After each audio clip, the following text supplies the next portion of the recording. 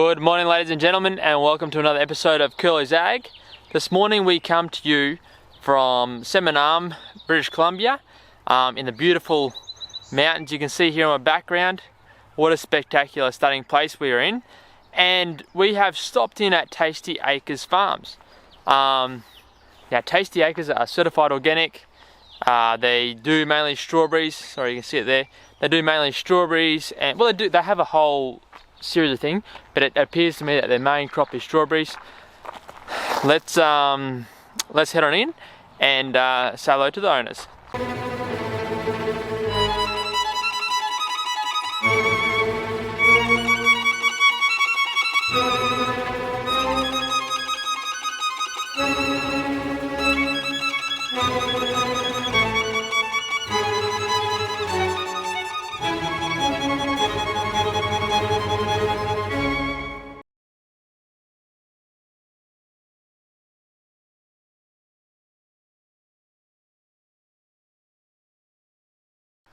Pim, so what's your guys' philosophy? What's your idea, or why did you start? What's your idea in farming? What got you into it? Well, I was always in farming. I started in '75 as a fruit grower in Holland with 30 acres of apples. In Holland, did you say? Yeah. Yeah, okay, Yeah. 30 acres of apples. But it didn't pay, so we went into landscaping, and then in '94 we moved to Canada. And we did landscaping on the side, but I always liked to do nursery. Okay. So we started here in nursery with for edible plants, asparagus, rhubarb, strawberries, raspberries, elderberry, whatever. But so we planted those, but they also start to produce. So then we got a lot of fruit, and then we started the U-pick, and now the U-pick is more important than the nursery. Right. And so how many customers? I was here this morning picking, and there was stacks of people. But how many? What's your average? There's usually 20 waiting at 8 o'clock at the gate, and we go between 70 and 100 customers in the morning. Right, and you do how many times a week do you open up? 2 mornings. Two mornings a week. Tuesday morning and Friday morning, 8 till 12. Right, so a couple hundred people a week at least come through here. Yep. And what's your main crops, Pim? Strawberries, raspberries, some cherries, some veggies. Are they your favourites because they're your favourites, or are they your favourites because that's what sells best? Well, whenever they phone, it's always about strawberries. Right. So you can plant 100 acres and you don't have enough. So it's... Right, they like the strawberries. Yeah. Okay. Some older people say they used to be, say, 25 years ago, there were probably 25, 28 U-pick farms in Salmon Arm. Right. And now there's 2 left, I think. Right, and they've all just died out. Yeah. Okay. Yeah. Is it demand died out, or is it just the farmers have... Yeah, the farmers, they got older and nobody wanted to take it over, and a lot of people, they don't like the U-pick idea, but it's so simple. It is simple. Because harvest is so much work. And when you do all the work, but you don't know if you sell it when you bring it to the farmer's market, right. You really have a problem. You're eating jam the whole winter. So and you've got a good clientele that come here. Yeah. How many months a year are you open for U-pick? Starts in half of May this year.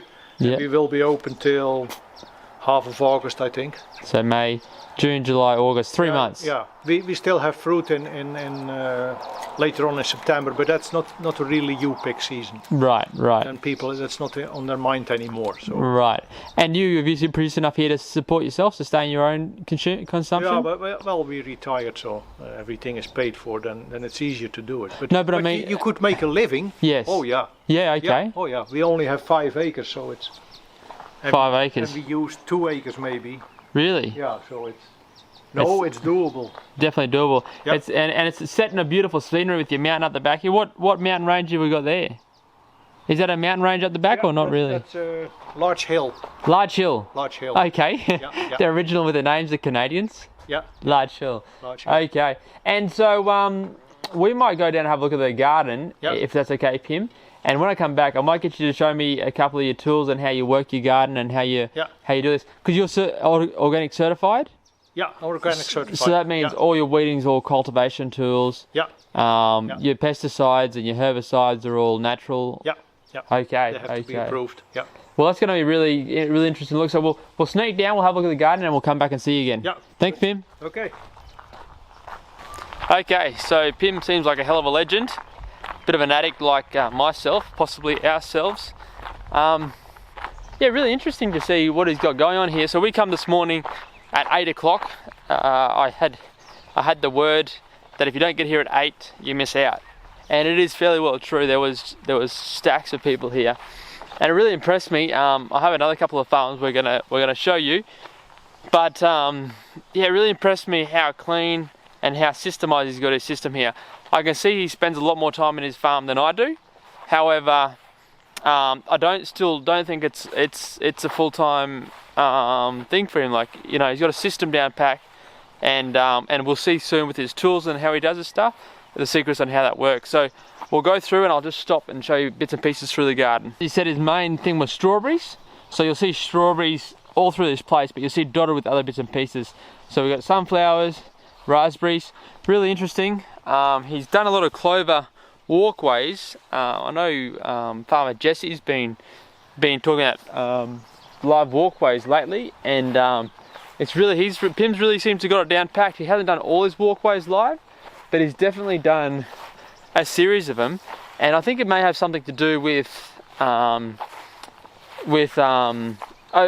the U-pick guys walking over it, doesn't destroy it as much. But we'll ask him when we get up there if we remember. So you can see here he's got a bit more variety: poppies, carrots, onions, berries, raspberries. He's got little bits of wheat through the place. Hopefully I'll ask him about that as well when we get back up there. Sunflowers.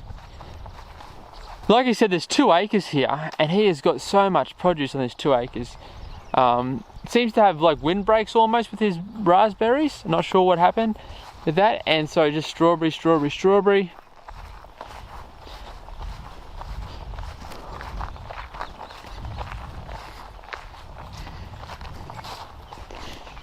Got some more raspberries.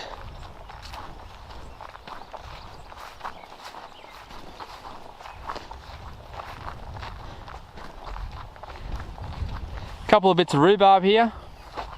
This is really interesting. He's got interplanted peas and potatoes.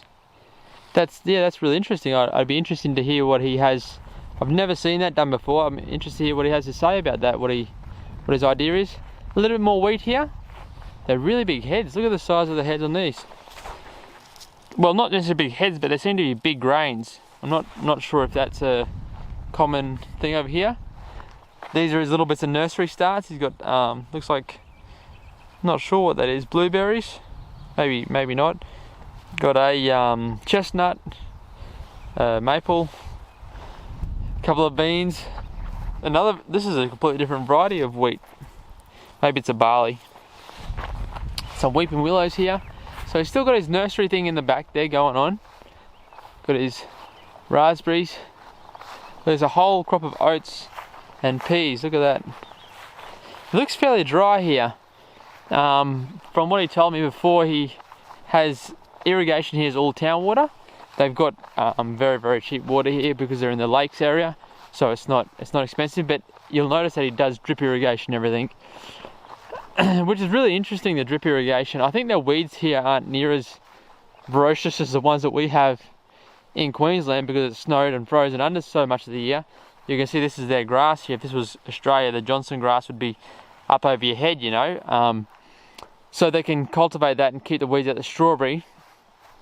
He'd have to do a certain amount of manual labour, I'm sure, in his weeding, but it looks like a lot of this is cultivated with his tractors. That's going to be interesting to see. We've got a couple of runs of garlic here. Asparagus. We've got a nice little row of asparagus there. Walkways, that's really interesting. See them walkways. He's cultivated, it looks like he's cultivated between the walkways and the strawberries, but he hasn't cultivated the walkways himself. So I'm going to ask him hopefully more about that. Got some more oats here with the mixture. Seems to have a couple of brassicas and stuff in there. I assume this is just a cover crop. I'd imagine. I'm not sure what he's getting at with that. Seems like a bit of mixed clover in there. How you going? And all up here, looks like he's done this whole lot with clover. Does seem to be really dry. I think he said that today they've already been open, so all the good strawberries have been picked, but there's little bits of yeah, not so good strawberries left there. Another patch he's got ready here. Probably got to mow that soon. And drop it. We've got elderberries and then strawberries. I'll take you down through the middle here. He's had his drip running this morning. It's a beautiful 5 acres he's got, and look at that, he's got down the back here. Looks like some bushwalks just for the people coming to do U-pick.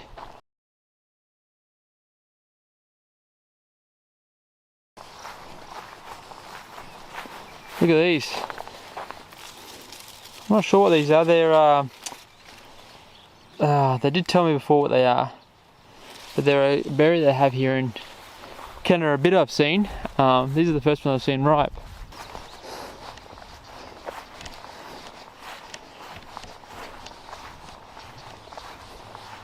We've got a couple of fruit trees here, cherries and... Okay Pim, so we've been out and had a look at your garden. It's very, very impressive, very nice. Now a couple of questions we have while we're looking. Your potatoes and peas you've got them planted together. What's the method, what's the idea behind that? It's to provide the potatoes is nitrogen, right, and a little bit of coverage, right, because the pea will grow over the ground more. Yep. And it will keep my potatoes from getting green. Oh, so it just covers them up, instead of having to mound it. Yeah. Really. And now the potatoes they're growing pretty bad this year. Yes. But usually potato is way stronger than a pea. So okay. Potato will always win. Okay, so it'll just outgrow it. I see that too many peas, I think. Yeah. It's the first year, so it's... And you need to water it more. Yeah. Maybe to keep them growing together. Yeah. Okay, and so you've got wheat down there. Is that for your own consumption or...? Yeah. That's Corazon. That's a real old-fashioned variety. Corazon? Corazon. I saw two varieties of wheat planted together, or are they not both wheat? Is one barley? Barley is somewhere here. No, the other one is red 5. That's a little bit newer wheat. Okay. Yeah. Two different varieties of wheat. I tried it also, Ammer and other kind of things, but they grow. The ones I have now, they're really standing up, so they're easy to harvest. Yeah, they're very high, aren't they? Because I harvest them just with the hedge trimmer. Mm-hmm. Hedge trimmer? Yeah. Yeah, electric one. Just cut them off. Yeah, rightio. And then I dry them. Yep. And then I put them on the floor in the shop. Yes. And I run the flail mower over top. Oh, really? And it all comes out with beans too. Yeah. And so, okay, and doesn't it make a mess around the place? Or you clean the whole shop floor? Yeah, first I clean the whole shop. Yes. And then I put plywood on both sides. Oh, okay, because they fly away. Yes. Yeah. And so that's like your thresher. Your flour mower just threshes them up. I go one time over and then I rake it again in the middle. Yes. One more time and then... And how do you get the husk off it then? I blow them out. Oh, just blow it out? Yeah, with a leaf blower. And then you basically get wheat left? Yeah. Then you just got your seed left? Yeah. That's an original idea, Pim. I've never heard of such a thing. Yeah, it works. Yeah, because that's the problem with seed winning and seed saving and And so, how many kilos a year, or do you think you get off this year? I don't know. Maybe 20 pounds or 30 pounds from that little bit of wheat. Okay. So not a lot, but enough for yourself to make a couple of loads of bread, all right? Yeah. Okay, and so the oats we saw down there, they're mixed. They're a cover crop, aren't they? That's a cover crop, yeah. Okay, and what do you hope to achieve out of your cover crop? Well, the oats will improve the soil. Yeah. And the peas, they will bring some nitrogen in the soil. Okay. So they will be flail mowed in end of July. And beginning of August, I plant strawberries in there. Okay. Yeah. Ready for next year. Yeah. And I work it real shallow, so I just have enough space to plant my strawberries. Yes. Not too deep, so it's still loose. Yeah. And what do you hope to get from your oats? How do they improve the soil? What do you want to get out of them? The oats, well, they help for certain like biomass and just to keep it going in the soil, to keep the bacteria alive and everything. Okay. Yeah. And do you have any voluntary, or do you have like oats self-seeding next year? But that will happen. Yes. But it's oats will freeze in the winter here. Okay, and it kills them. So it kills them. Oh, really? So when you seed them too in August or September for a cover crop, Yeah. you can just go over top. It doesn't matter because they all die. Okay. And when you have rye, that will come back for I don't know how long. You're telling me. That's so strong. Rye is real good for the soil. Yes. But to get rid of it, it's a pain. You have to rototill it almost 3 times to We planted oats the first year and we still can't get rid of it. It's been 3 years now and we still can't get rid of it. That doesn't kill in the winter. No. Okay, so weeding now, Pim, that's the $3 million question. It's all weed-free, your garden. Yeah. How do you do it, or what do you do? What's your system for weeding? Weeding, well, first of all, make sure that nothing flowers from the weeds. Right. When you cannot handle it, then just take your weed eater and cut it down. Right. So that you get rid of the flowers, and for the rest, just keep going with the machinery I have. I can do, say, 80-90% of the service with the machine. So it's just in the rows that I have to do 4 inches or something. That's what I have to do by hand. So Okay. I can do most of the service. And how many hours a week do you think you put into this? On weeding, I can, by hand weeding, I can do the whole thing in one day. Really? One Okay. big day I So can. about an 8-hour day? Yeah, yeah. Okay, and what about the rest? Like, your seeding, transplanting, maintenance, what's the rest? Well, there's some mowing to do, and all kind of other little things like the irrigation. You can put it all in, but you still have to look after Maintain it. Sometimes. So maybe like 2 or 3 days a week, do you reckon you spend on it, or more? No, not much more. Not much more? No, I think 3 days. 3 days maximum? Yeah. Okay. Yeah, yeah. And profitability-wise, how much do you think you could make out of something this big? If someone else was to run it? The way we do it, we have on sales, I think, say 30,000 or something. 30,000 a year? Yeah. Okay, so that's really good. For 3 days a week, a $30,000 income. Obviously, you got setup fees which are really expensive. Yeah. But once you're running, Yeah. you can live on that. Like the strawberries, once every 4 years or 5 years I buy new plants. Right. So then I have fresh stuff, but the Yes. rest I just take my own plants. Yeah. Okay. We sell a lot of plants too in spring. Oh, right. So you actually pot them up and Strawberries, sell them. Yeah. Really? No, Okay. they go bare root in bundles. Oh, you bare root them. Okay. yeah. And they're runners from last year, are they? Yeah. Okay. Yeah. All right. All right. Well, show us your cultivating tools because we'd love to see them, Yeah. Pim, if that's all right.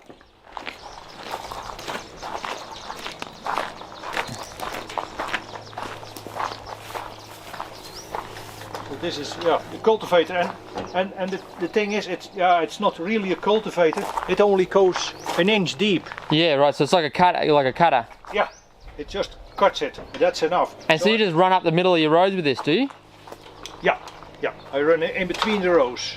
Yep. I can also go over the rows. Yes. Then I take the middle one out, Yep. and I can switch them over a little bit. And so this is a homemade job. You made that one up yourself, have you, Pim? Yeah. Yeah. That's really something. And I saw you had live walkways.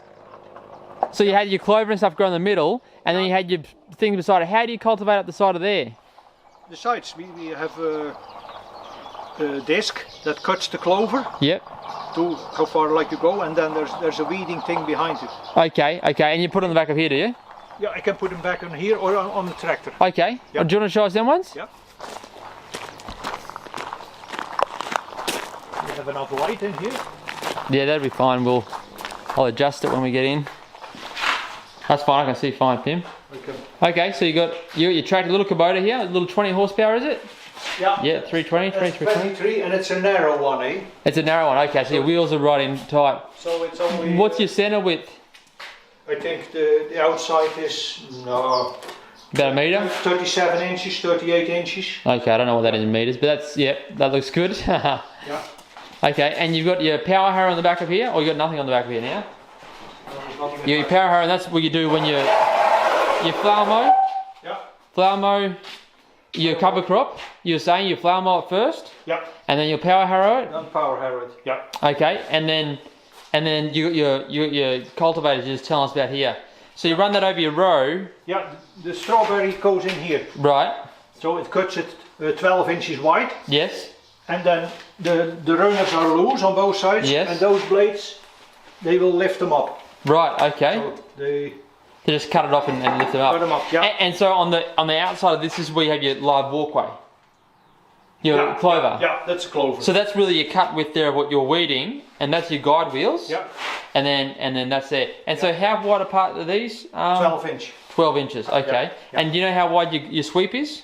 The sweep is 12 inches too, because this has to follow the cut. Exactly right. Otherwise it really piles up here. No. I mean the sweep The width. sweep, it's probably 6 inches. no more 10 inches. 10 inches. Okay. Yeah. Okay. About 250 mil.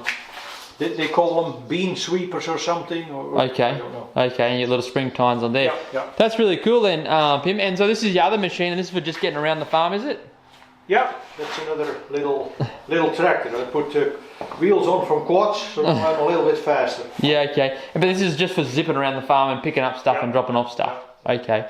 And so you would only use your Kubota like once or twice a year for turning beds, would you? Or you? Yeah, all for all little things. Yeah. Mowing and the other thing I made on the Kubota. Yes. Made the hydraulic coupling. Oh, did you? Oh yeah. 3-point linkage, so you can lift it up and down. Yeah, right. Yeah, I have the 3-point hitch. Yep. But I have this one too. So I can, all the machinery I can do this way. You can tilt it. I can tilt it. Because this one runs on the roller. Yes. For that control. But that one too. Yeah, It has right. a little roller behind it, eh? Yes. So when you like to cut a little bit shorter, then you lower him a little bit. Yes. And that's with that one too. When you say, hey, the soil is hard, so you scrape it, you put them a little bit more down. Yeah, right. And you can adjust your That angle. helps a lot. Yeah, yeah. And so how wide is your cut? What are you running here? It's That's 3 feet. 3 feet, so This is 3 feet. about 900. Yeah, about 900 mil. Yeah. Okay, that's really nice. And I put them all on pallets. With, Yeah, with right. wheels. So Hey, look at that. Pim, you're a man who's thought about it, haven't you? Yeah. It's not the first time you've done this. No. I suppose from all them years doing your farming, you've got all the ideas down packed, and you got. Yeah, that's nice. It takes a little bit of time to put wheels on, but it's so much easier. Right. And there's so many things that comes back in farming, and you can just nip off a couple of minutes here, a couple of minutes there. But when I have to change this or this, that only this couple of minutes. Yes. But then you can do it. Oh, okay. So you roll this into your tractor. Yeah. And then hook it up instead of having to roll your tractor back to it. Yeah. Well, when it's not exactly close, it's pretty heavy. Then. Yeah. The power would be pretty heavy. Yeah. Yeah. No, fair enough. So you've really only got 4 attachments. You got one power harrow, one flower mower, one cultivator here, and one cultivator there, and that's it. That's all you use for managing your soil, and the hand tools.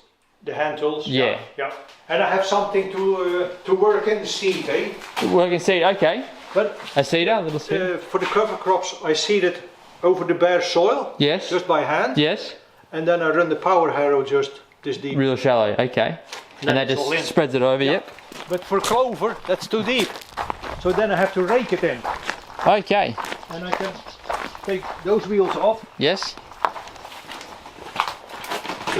put those ones on, Yep. and then have a harrow behind it. Okay. And that the harrow just That harrows it in. sits behind the tractor. So you plant your clover, it's not natural. No, I Okay. see them. Okay, you I see see them. yeah. And there's a lot of stuff I worked up now because the clover was too dirty, too much grass. Right. And then I say, hey, Get rid of it and put some get more rid of clover in it. it. So I took them out. Okay, very good. So- Well, listen, that's very good, Pim. Really appreciate your time. The garden looks really nice, Yeah, thank you. and it's good it's a breath of fresh air to see other guys making it work. So so from all our viewers, thank you very much, Pim, and that's it for another episode of Curly's Ag. See you guys next time. Okay, thank you.